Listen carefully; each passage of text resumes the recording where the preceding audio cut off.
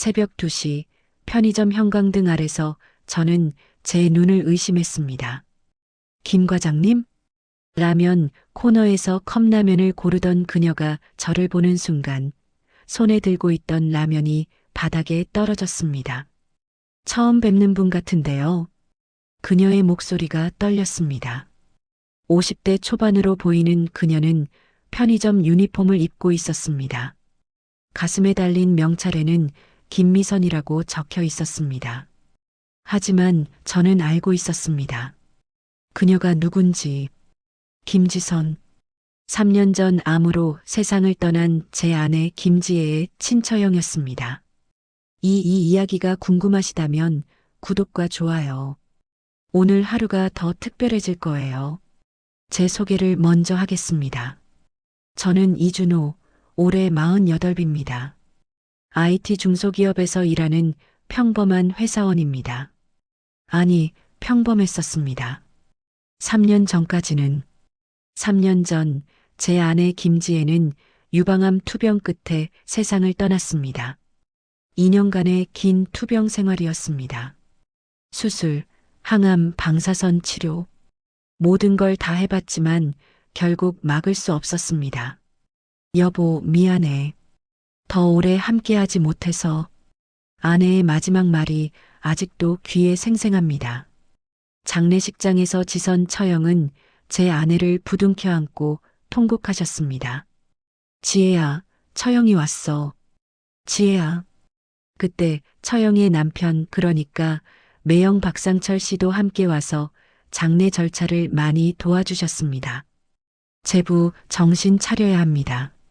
하지만 어떻게 정신을 차립니까? 우리에게는 딸 하나가 있었습니다. 당시 고등학교 3학년이었던 수진이. 아내의 투병 기간 동안 입시 준비를 함께 해야 했던 그 아이도 너무 힘들어 했습니다. 아빠, 엄마 언제 나? 곧 나아질 거야. 거짓말이었습니다. 저도 알고 있었으니까요. 아내가 점점 약해져 가는 걸. 장례식 이후 처가 식구들과는 자연스럽게 연락이 뜸해졌습니다. 저도 힘들었고 그분들도 힘드셨을 테니까요. 딸 수진이는 다행히 대학에 합격했고 지금은 대학교 3학년입니다. 기숙사 생활을 하면서 아르바이트도 하고 있습니다. 아빠, 나는 괜찮으니까 아빠나 잘 챙겨 먹어. 항상 저를 걱정하는 딸이었습니다.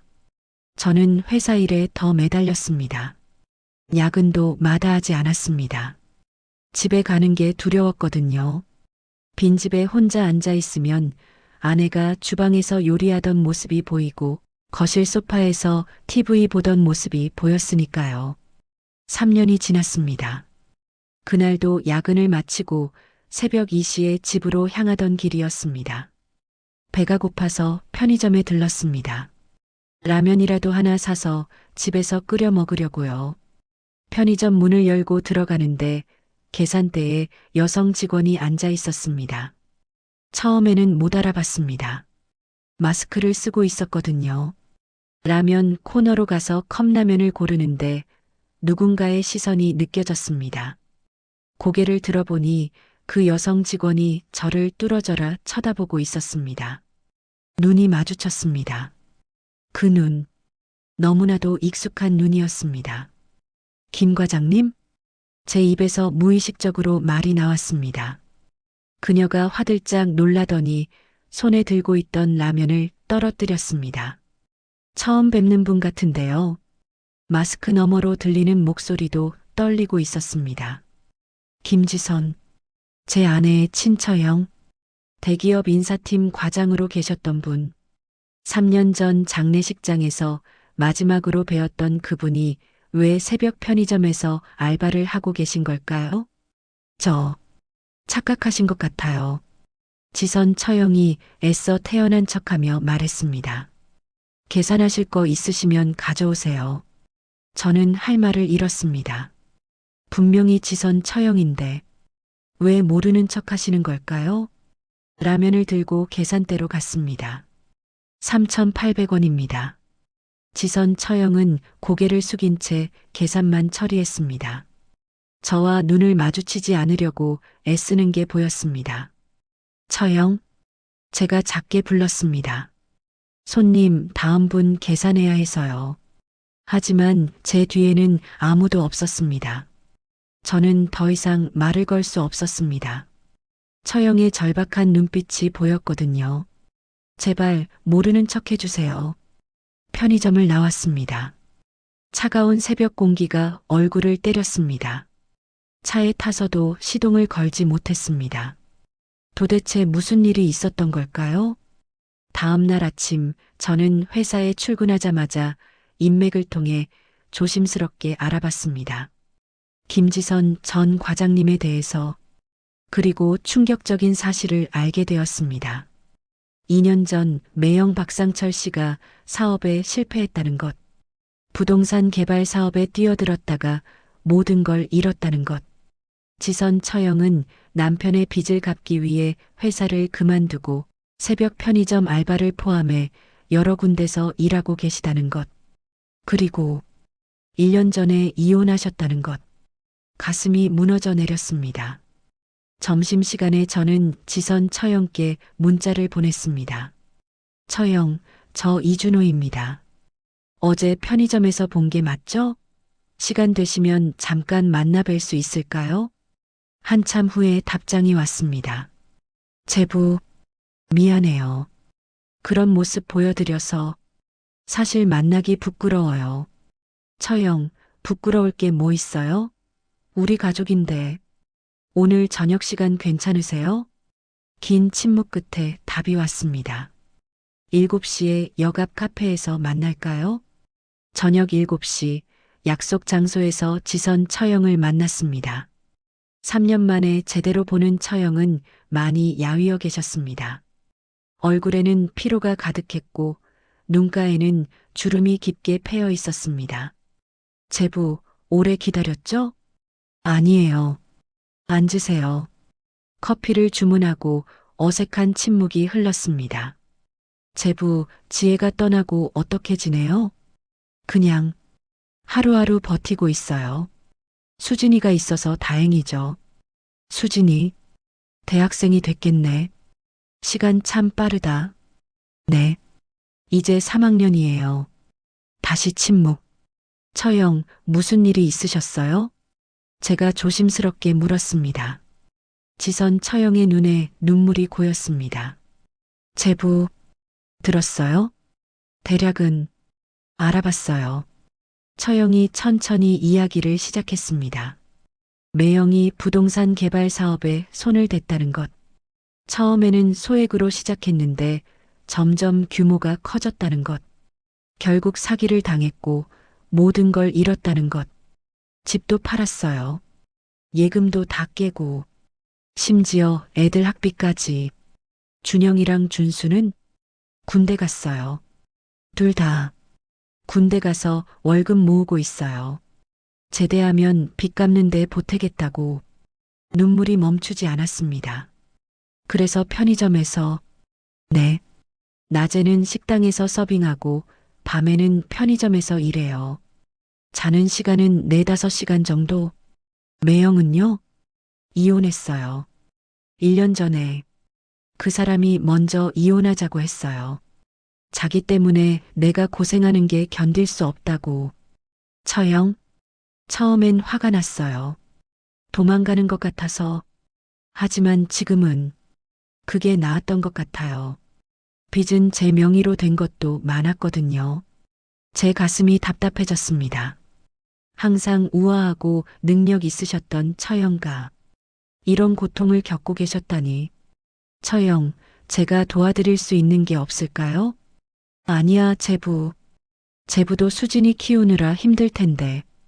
괜찮아. 조금씩 갚아가고 있어.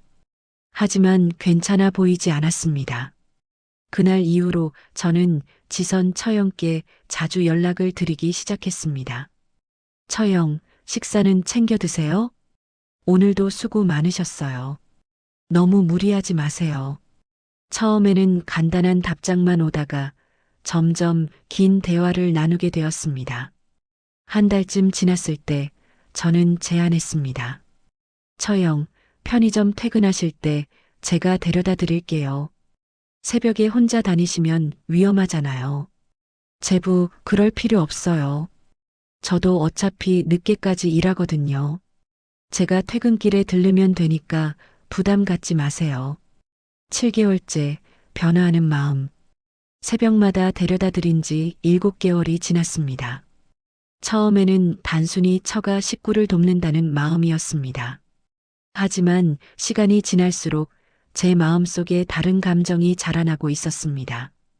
웃음소리를 들으면 가슴이 두근거렸습니다. 피곤해하시면 제 마음도 아팠습니다.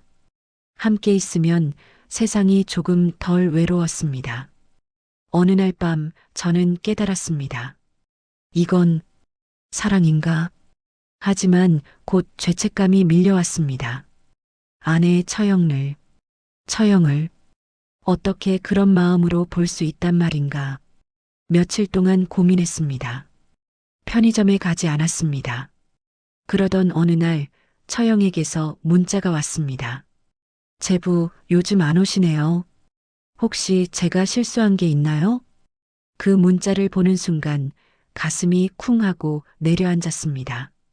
처형도 제가 오기를 기다리고 계셨던 거였습니다. 그날 밤 저는 다시 편의점으로 향했습니다.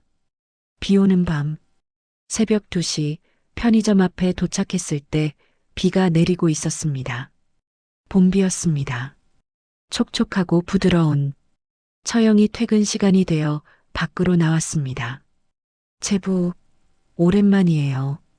처형의 얼굴에 환한 미소가 번졌습니다. 죄송해요.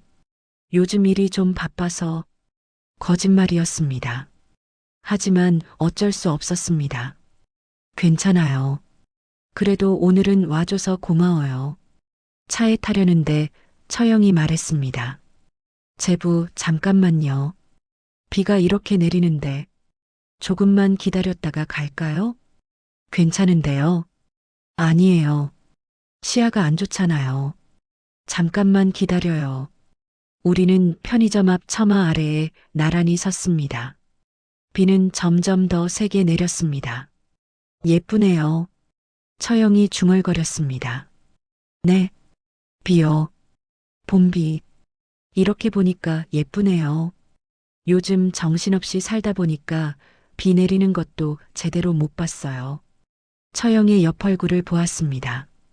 가로등 불빛 아래에서 빗방울이 반짝이고 있었습니다. 처형도 그 빛을 받으며 서 있었습니다. 순간 숨이 멎는 것 같았습니다. 아름다웠습니다. 처형, 응? 요즘 행복하세요? 처형이 저를 돌아보았습니다. 행복? 글쎄요. 행복이라는 게 뭔지 모르겠어요. 그냥 하루하루 버티는 거죠. 그래도 조금은 덜 힘드세요? 처형이 잠시 생각하더니 조심스럽게 대답했습니다. 제부가 와주니까 조금은 덜 외로워요. 제 심장이 빠르게 뛰기 시작했습니다. 저도요. 네, 저도. 처형과 함께 있으면 덜 외로워요. 침묵이 흘렀습니다. 빗소리만 들렸습니다. 제부, 처형, 솔직하게 말씀드려도 될까요? 응. 저는 처형을 단순히 처가 식구로만 보고 있지 않아요. 처형의 눈이 커졌습니다.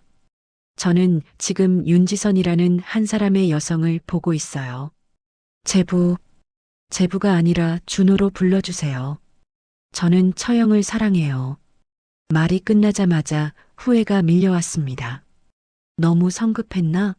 처형이 놀라시면 어떡하지? 거절당하면? 하지만 처형은 울고 있었습니다. 처형, 죄송해요. 제가 너무... 아니에요. 처형이 고개를 저었습니다. 나도 그래요. 네, 나도. 준호 씨를 그냥 동생 남편으로만 볼 수가 없어요. 처형이 떨리는 목소리로 계속 말했습니다. 처음에는 죄책감이 들었어요. 지혜한테 미안하고. 하지만 요즘은 준호 씨가 안 오는 날이면 하루 종일 마음이 불안해요. 준호 씨 생각만 해요. 제 손이 저도 모르게 처형의 손을 잡았습니다. 차가웠습니다. 손이 왜 이렇게 차가워요? 항상 이래요. 요즘 저는 처형의 손을 두 손으로 감쌌습니다. 이제부터는 제가 따뜻하게 해드릴게요. 처형이 눈물을 흘리며 저를 바라보았습니다. 첫 키스, 그날 밤, 비는 멈추지 않았습니다. 우리는 한참을 그렇게 서 있었습니다. 손을 잡은 채로 집에 가요. 제가 말했습니다. 근데 비가 괜찮아요. 천천히 갈게요. 차에 타서 처형의 집으로 향했습니다. 평소보다 천천히 운전했습니다. 이 시간이 끝나지 않았으면 하는 마음이었습니다. 처형의 집 앞에 도착했습니다. 도착했어요. 응. 하지만 처형은 차에서 내리지 않았습니다. 처형? 준호 씨. 네. 들어와요. 차 한잔 하고 가요. 제 심장이 쿵쾅거렸습니다. 지금요? 응. 안 돼요? 아니요. 좋아요. 우리는 차에서 내려 처형의 집으로 들어갔습니다. 작은 원룸이었습니다. 깨끗하게 정돈되어 있었습니다. 앉아요. 커피 끓일게요. 처형이 부엌으로 갔습니다. 저는 작은 소파에 앉아서 방 안을 둘러봤습니다. 벽에는 아들들 사진이 걸려 있었습니다. 책상 위에는 빚상환 계획표가 놓여 있었습니다. 가슴이 아팠습니다. 여기요. 처형이 커피 두 잔을 들고 왔습니다. 나란히 소파에 앉았습니다. 커피를 마시며 한참을 아무 말도 하지 않았습니다. 긴장했습니다. 처형도 긴장한 것 같았습니다. 준호 씨, 네, 우리 정말 괜찮을까요? 무엇이요? 우리가 이러는 게 지혜는 내 동생인데 준호 씨는 지혜의 남편이었잖아요. 저는 커피잔을 내려놓았습니다. 처형, 저도 처음에는 죄책감이 들었어요. 아직도 가끔은 그래요. 하지만 저는 지금 혼자예요. 처형도 혼자시고요. 우리가 서로 의지하면서 살아가는 게 정말 잘못된 걸까요? 처형이 눈물을 글썽였습니다. 지혜가 화낼까요? 저는 고개를 저었습니다. 아니요. 제 아내는 그런 사람이 아니었어요. 처형도 아시잖아요. 응. 아내는 저한테 항상 말했어요. 만약 내가 먼저 가면 너는 다시 만나라고. 혼자 살지 말라고. 정말? 네. 그때는 그럴 리 없다고 나도 같이 갈 거라고 농담했죠. 하지만 아내가 먼저 갔어요. 눈물이 났습니다. 아내가 지금 우리를 보고 있다면 분명히 괜찮다고 할 거예요. 처형과 제가 서로 의지하면서 행복하게 사는 걸. 처형도 울고 있었습니다. 고마워요, 준호 씨. 뭐가요? 이렇게 말해줘서. 저도 지혜가 우리를 이해해 줄 거라고 믿고 싶어요. 저는 처형의 손을 다시 잡았습니다. 이번에는 조금 더 따뜻했습니다. 처형? 응?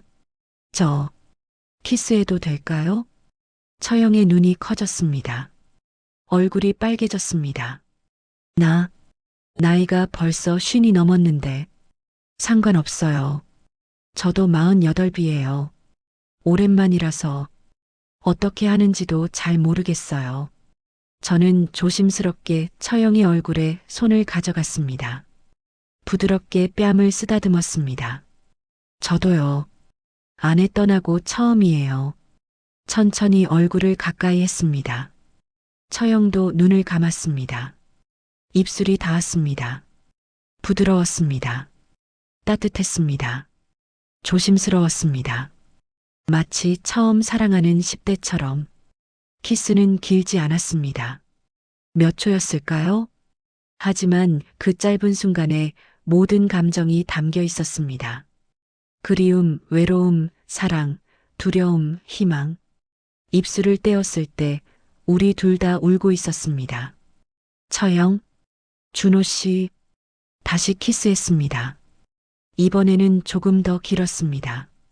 조금 더 깊었습니다. 서로를 꽉 안았습니다. 사랑해요, 처형. 나도 사랑해요, 준호 씨. 우리는 한참을 그렇게 안고 있었습니다. 소파에서, 작은 원룸에서 두 명의 중년 남녀가 마치 처음 사랑에 빠진 사람들처럼 새로운 두려움. 그날 밤 이후로 우리의 관계는 완전히 달라졌습니다. 하지만 동시에 새로운 두려움도 생겼습니다. 사람들이 알면 어떻게 생각할까? 아이들은 어떻게 받아들일까? 장모님은, 특히 처형은 더 불안해했습니다. 준호 씨, 우리 정말 괜찮을까요? 괜찮을 거예요. 사람들이 손가락질하면 어떡해요? 신경 쓰지 말아요. 하지만 저도 사실은 두려웠습니다. 며칠 후 저는 딸 수진이를 만났습니다. 카페에서 둘이 마주 앉았습니다. 아빠, 무슨 중요한 얘기래요? 수진아, 왜요? 무슨 일 있어요? 저는 심호흡을 하고 말했습니다. 아빠가 지선 이모를 만나고 있어. 네, 연인으로. 수진이가 깜짝 놀라는 표정을 지었습니다. 한참 동안 아무 말이 없었습니다. 제 심장이 빠르게 뛰었습니다. 수진아, 아빠가 잘못한 거야? 그때 수진이가 웃었습니다. 아빠, 왜 그렇게 무서운 얼굴로 말해요? 응? 저 괜찮아요. 아니, 오히려 좋아요. 정말? 네. 아빠 요즘 표정 밝아졌다 했더니 그 이유가 있었네요. 눈물이 났습니다. 고맙다, 수진아. 근데 아빠, 응? 엄마는 어떻게 생각하실까요? 그 질문에 저는 잠시 말을 잃었습니다. 엄마는 분명히 이해해 주실 거야. 아빠가 혼자 외롭게 사는 걸 원하지 않으셨을 거야. 수진이가 고개를 끄덕였습니다. 저도 그렇게 생각해요. 엄마는 그런 분이셨잖아요. 따뜻하고 이해심 많으신. 그래, 그랬지. 그리고 지선 이모도 좋은 분이시잖아요. 엄마랑 비슷하게 착하시고. 고맙다, 수진아. 정말 고맙다. 딸의 축복을 받았습니다.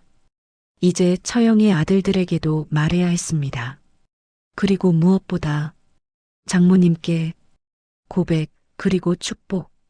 2주 후 우리는 장모님 댁을 찾아뵙기로 했습니다. 가는 길 내내 긴장했습니다. 준호 씨, 손에 땀이 나요. 저도요. 화내시면 어떡해요? 설득해 드려야죠. 하지만 막상 장모님 댁 앞에 서니 다리가 떨렸습니다. 초인종을 눌렀습니다. 누구세요? 어머니, 저 지선이에요. 어머, 지선이? 잠깐만. 문이 열렸습니다. 어머, 지선아. 그리고 준호? 안녕하세요, 장모님. 어머, 둘이 같이? 무슨 일이야? 우리는 거실로 들어가 차를 마시며 한참을 이야기를 나눴습니다. 그리고 마침내 제가 입을 열었습니다. 장모님, 오늘 중요한 말씀을 드리려고 왔습니다. 무슨 이야기인데? 저와 지선 처형과 연인 사이가 되었습니다. 장모님의 얼굴이 굳었습니다. 뭐라고? 어머니, 처형이 떨리는 목소리로 말했습니다. 저희가 서로 사랑하게 됐어요. 긴 침묵이 흘렀습니다. 저는 숨을 죽였습니다. 그때 장모님이 한숨을 쉬셨습니다. 사실, 알고 있었어. 네, 너희 둘이 서로 만나고 있다는 거. 수진이한테 들었어. 수진이가요? 응. 얼마 전에 할머니 만나러 왔을 때 말해줬어. 아빠가 지선 이모를 만나고 있는데 자기는 찬성한다고. 저는 깜짝 놀랐습니다. 그래서 나도 생각을 많이 해봤어. 장모님이 계속 말씀하셨습니다. 처음에는 화가 났어. 어떻게 죽은 지혜의 남편을 처형가? 말도 안 된다고 생각했지. 어머니, 하지만 생각해보니까 너희 둘 다 너무 외롭게 살았잖아. 특히 지선이 너는 장모님의 눈에 눈물이 고였습니다. 이혼하고 혼자서 얼마나 고생했어. 엄마로서 제대로 도와주지도 못하고. 아니에요, 어머니. 그런 너한테 의지할 사람이 생겼다는 게 나쁜 일은 아니지. 장모님이 저를 보셨습니다. 준호야. 네, 장모님. 지선이를 잘 부탁한다. 평생 아껴줘야 해. 네, 평생 소중히 모시겠습니다. 그리고 지혜도 하늘에서 이해할 거야. 처형과 남편이 서로 의지하면서 행복하게 사는 걸 우리는 장모님 앞에서 한참을 울었습니다. 축복받은 느낌이었습니다. 프러포즈. 그날 밤 저는 처형을 한강공원으로 데려갔습니다. 왜 갑자기 한강이래요? 그냥 걷고 싶어서. 봄밤이었습니다. 따뜻한 바람이 불었습니다. 강물은 잔잔하게 흘러갔습니다. 벤치에 나란히 앉았습니다. 처형? 응? 우리 결혼해요. 처형이 깜짝 놀라서 저를 쳐다봤습니다. 갑자기 무슨. 저는 주머니에서 작은 상자를 꺼냈습니다. 반지였습니다. 준호 씨, 화려하지는 않아요. 제가 살 수 있는 게 이 정도라서. 무릎을 꿇었습니다. 윤지선 씨, 저와 결혼해 주시겠습니까? 처형의 눈에서 눈물이 쏟아졌습니다. 준호 씨, 저는 이미 결혼도 했었고, 이혼도 했고, 나이도 많고, 상관없어요. 두 아들도 있고, 빚도 아직 다 못 갚았어요. 저도 딸이 있어요. 그리고 빚은 우리 같이 갚으면 돼요. 정말 괜찮아요? 네. 저는 처형과 평생을 함께하고 싶어요. 처형이 울면서 고개를 끄덕였습니다. 네. 네, 좋아요. 저도 준호 씨와 결혼하고 싶어요. 반지를 처형의 손가락에 끼워드렸습니다. 조금 헐렁했습니다. 사이즈를 맞춰야겠네요. 아니에요. 이대로 좋아요. 처형이 반지를 보며 웃었습니다. 예뻐요. 정말 예뻐요. 우리는 한강가 벤치에서 한참을 앉고 있었습니다. 48세 남자와 52세 여자. 하지만 마음만은 첫사랑하는 20살 같았습니다. 사랑해요, 처형. 나도 사랑해요, 준호 씨. 그리고 다시 키스했습니다. 이번에는 두렵지 않았습니다. 이번에는 부끄럽지 않았습니다. 사랑하는 사람과의 키스였으니까요. 6개월 후 우리는 조용한 결혼식을 올렸습니다. 딸 수진이가 주례를 서주었고 처형의 두 아들도 축복해 주었습니다. 장모님도 오셔서 환하게 웃으며 우리를 안아주셨습니다. 그리고 결혼식 후 우리는 아내의 산소를 찾아갔습니다. 지혜야, 나왔어. 처형이랑 준호가 결혼했어. 처형이 묘비 앞에서 말했습니다. 미안해, 동생아. 하지만 너도 이해해 줄 거지? 저도 무릎을 꿇고 말했습니다. 여보, 나 행복해. 외롭지 않아. 고마워. 처형을 보내줘서. 그때 나비 한 마리가 날아왔습니다. 우리 주위를 천천히 돌았습니다. 마치 축복하듯이. 지혜가 축복해주는 것 같아요. 처형이 웃으며 말했습니다. 그런 것 같아요. 저도 웃었습니다. 나비는 한참을 우리 곁에 머물다가 하늘 높이 날아갔습니다. 지금 저희는 작지만 따뜻한 집에서 행복하게 살고 있습니다. 매일 아침 일어나면 사랑하는 사람이 옆에 있습니다. 매일 저녁 집에 돌아오면 따뜻한 저녁이 기다리고 있습니다. 여보, 다녀왔어. 어서 와요. 오늘 힘들었죠? 이것이 바로 행복입니다. 늦게 찾은 사랑이지만 그래서 더 소중한 사랑입니다. 인생에 너무 늦은 사랑은 없습니다. 진심으로 서로를 아끼고 사랑한다면 그것이 바로 진짜 사랑입니다. 이 이야기가 마음에 드셨나요? 구독과 좋아요, 마음을 전해주세요. 더 많은 감동적인 이야기로 찾아뵙겠습니다.